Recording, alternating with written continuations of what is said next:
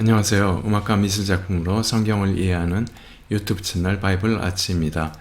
이번 시간은 회화 오브로 수채, 과슈, 파나와 조소에 대해서 알아보기로 하죠. 수채와 과슈에 대해 알아보죠.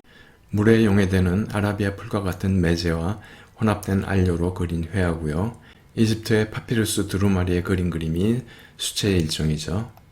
중세 유럽의 도판이나 필사본의 장식화, 동양의 수묵화나 담채화 모두 수채고요. 유화시대로 접어들며 밑그림으로 사용되었는데 오늘날에는 소미와 더불어 독자적인 회화의 영역을 확보해 나가고 있죠. 수채화는 누구나 다 경험을 해봤던 이와 같은 분위기를 주는 그림이죠. 과슈는 불투명한 수채화라고 보면 되고 수용성의 아라비아 고무를 교착제로 반죽한 중후한 느낌을 주는 그림이죠. 두껍게 바를 수 있을 뿐 아니라 얇게 녹여 수채화 같은 투명한 효과를 내기도 하죠. 색조는 선명하지만 유화와 같은 윤기는 없고 차분하고 부드러운 느낌을 주고 있으며 혼색을 하면 선명도를 이뤄 주로 단색으로 사용하게 되죠. 수채화 병용하여 사용도 가능하고 샤갈이 성경 주제의 작품에 많이 사용하므로 현대회화에서 영역을 확보하게 되었죠. 샤갈이 그린 다윗이 류트 타는 모습과 새 천사의 방문인데 단아한 느낌을 주고 있죠. 판화에 대해서 알아보기로 하죠. 판화도 회화의 일종이며 여러가지 기법으로 제작되고 있죠. 넓은 의미에서 판화는 나무나 금속, 돌 등의 면에 형상을 그려 판을 만든 다음 잉크나 물감을 등을 칠하여 종이나 천 등에 인쇄하는 회화의 장르죠. 판화는 문맹률이 높았던 시기에 민중에게 호소하는 방법으로 도상이 문자보다 한층 더 유효한 수단으로 쓰여 동일한 수준의 작품을 쉽게 복제하여 싼 가격에 많이 배포한다는 장점을 가지고 있죠. 묵판화는 가장 오랜 역사를 가지고 있는 판화로 양각이라 부르는 볼록하게 도들새김된 부분에 잉크를 묻혀 찍는 것으로 선이 거칠지만 힘있고 담백한 묘사가 가능한 특징을 갖고 있죠. 이 작품은 듀로의 대순환 중 올리브산 위의 기도인데요. 초유의 만찬을 마친 예수님이 제자들을 데리고 올리브산 위에 올라가서 밤새 기도하는 장면을 보여주고 있죠. 동판화는 목판화와 달리 동판 위에 섬세하게 선을 새겨 움푹하게 파인 부분 속에 잉크를 채워 찍는 은각 방식으로 부식 과정이 필요 없는 드라이 포인트와 애칭이라고 부르는 부식 동판화, 수채화 느낌을 준다고 해서 아쿠아 틴트와 메조 틴트 네 가지 방식이 있죠. 드라이 포인트는 금속판에 날카로운 철제 바늘로 새기는 가장 단순한 부식이 필요 없는 동판 기법으로 드라이라는 말은 부식 용제, 즉 산을 쓰지 않는다는 의미로 통하고 있죠. 샤갈의 작품으로 엘리야가 로덴 나무 아래 잠들고 있을 때 천사가 와서 깨우고 있죠. 부식 동판화는 애칭이라 하여 가장 많이 사용되는 동판화 기법이죠. 금속판을 부식하는 염산이나 초산의 화학작용을 이용한 판화로서 펜으로 직접 그린 것 같은 섬세하고 부드러운 느낌을 줄 수 있죠. 렘브란트의 선한 사마리아 사람인데 마치 펜화 같은 느낌을 주고 있죠. 아쿠아 틴트는 동판 부식법이라 하며 송진가루와 같이 부식을 막는 밀입자를 판 위에 입혀 제작하는데 마치 수채화를 그려놓은 것 같은 농담 표현이 가능한 판화죠. 메조 틴트도 드라이 포인트 같이 부식 과정 없이 판에 직접 새기는 기법인데 로커나 스크레이퍼, 버니셔 등 다양한 기구를 이용해서 부드럽고 미묘한 톤을 표현하는 기법이죠. 존 마틴의 성경의 환상이란 작품인데 섬세하고 명암 구분이 확실한 일반 회화 같은 느낌을 주고 있죠. 석판화는 리소그래피라고 하고 평판화에 속하죠. 기름기 있는 크레용으로 석회한 판 위에 그림을 그리고 물을 부으면 기름기가 없는 부분에만 물이 묻혀지죠.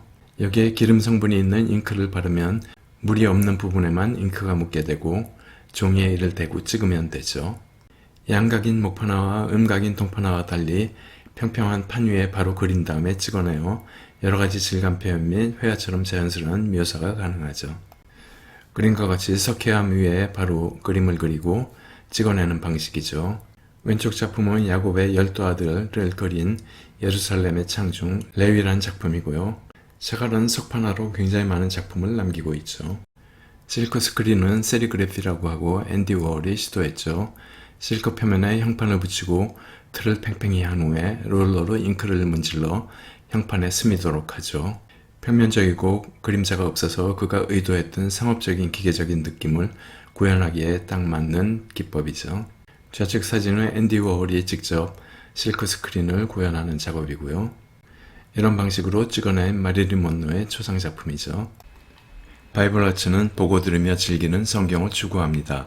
바이블 아츠가 여러분들께 도움이 되고 앞으로도 기대가 된다면 구독, 좋아요, 알람 설정 꾹 눌러주시고 댓글도 부탁드립니다. 여러분들의 관심은 제가 더 나은 콘텐츠를 제작하는데 큰 동기부여가 됩니다. 감사합니다. 우리가 흔히 조각이라 부르는 조소는 제작 방식에 따라 엄밀히 구분하면 조각과 소조로 구분되고 표현 양식과 부위, 자세 등으로 여러 가지 종류로 나눠볼 수 있죠. 입체적 형태를 갖춘 조소는 스컬프처라는 조각과 모델링이라는 소조로 나누어지죠.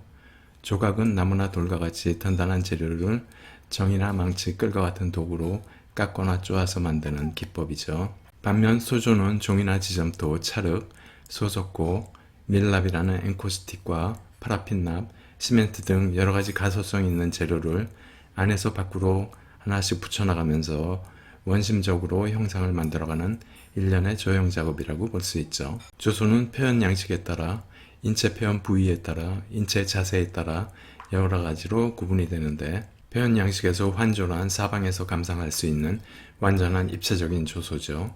부조는 릴리프라고 하고 반입체적으로 돌출되도록 새기는 것인데 상과면, 즉 이미지와 배경 깊이에 따라 두껍고 높은 하우트 릴리프, 보통인 데미 릴리프, 얇은 부조인 바스 릴리프로 나누어지죠.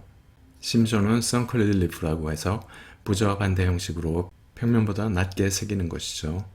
오픈웍이라고 하는 투조는 평면의 여백을 잘라 속이 보이도록 하는 것이고 모빌은 움직이는 조소죠.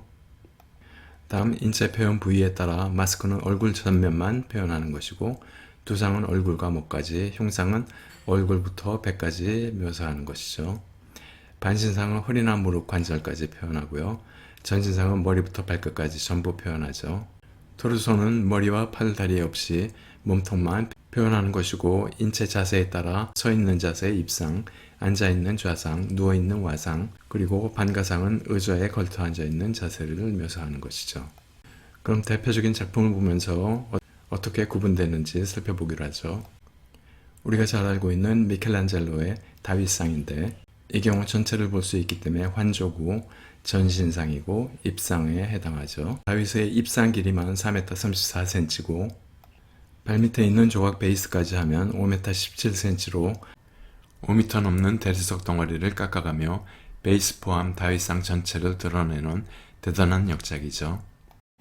인체 입상의 기본 자세인 콘트라포스트 자세를 알아보죠. 콘트라포스토는 이탈리아어로 정반대의 것이라는 뜻이고 미술에서 대칭적 조화를 의미하고 있는 것으로 인체를 표현할 때 한쪽 발에 무게중심을 두고 다른 발의 무릎은 자연스럽게 구부려 전체적으로 완만한 S자 모양을 이루는 자세고 시선과 몸체의 각 부위가 정면에서 조금 틀어져 있어 편안한 구도를 보이고 있죠. 좌측은 고대 그리스 시대 밀로의 비너스인데 팔이 없지만 가장 완벽한 자세로 콘트라포스토의 효시라 할 수 있고 우측은 메디치가의 비너스죠. 여기서 비너스는 오른손으로 가슴을 가리고 왼손으로 주요 부위를 가리고 있는데 이를 비너스 푸디카, 즉 정숙한 비너스라고 부르는 자세로 중요한 곳은 모두 가리면서 여인의 자태를 뽐내는 자세라고 하죠. 이 두 작품은 우리가 모두 봤는데요. 좌측은 마사초가 그린 낙원에서의 추방 장면, 우측은 보티첼리의 비너스의 탄생의 비너스죠. 두 여인 모두 비너스 푸디카 자세를 하고 있죠. 부조의 대표작가 기베르티의 아담과 이브의 탄생인데 피렌체 두오모의 세례당 동문의 10개의 부조 중 한 개죠. 기베르티는 배경과 등장인물 모두 하나의 통주물로 만들어 오른쪽에 옆에서 본 그림과 같이 높은 입체감과 내구성을 갖는 고부조를 실현하고 있죠. 심조는 사진의 이집트의 벽화와 같이 부조와 다르게 약간 평면보다 낮게 깎아서 구현하는 조각이죠. 투조는 평면에서 이미지가 아닌 여백을 잘라내어 속이 보이도록 하는 표현인데 사진에서 도자기의 곡면의 여백을 잘라내어 속이 들여다보이게 하고 있죠. 흉상은 머리부터 가슴까지 표현한다고 했죠. 베토벤의 흉상이고요. 우측은 베토벤의 데드마스크인데, 데드마스크는 유명인의 최후 모습을 담기 위해 임종식 후 석고로 얼굴 모양을 떠 만든 마스크죠. 토르소는 머리와 팔다리가 없는 조각인데, 원래 이런 조각을 하려고 한 것이 아니고 고대 그리스나 로마의 조각이 발굴 당시 머리나 팔다리가 잘려나간 것이 많아 이런 조각들을 일컬어 토르소라고 부르게 된 것이죠. 지금까지 파나와 조소에 대하여 알아봤고, 다음 시간에 르네상스의 원근법과 바로크의 명암법으로 이어지겠습니다. 감사합니다.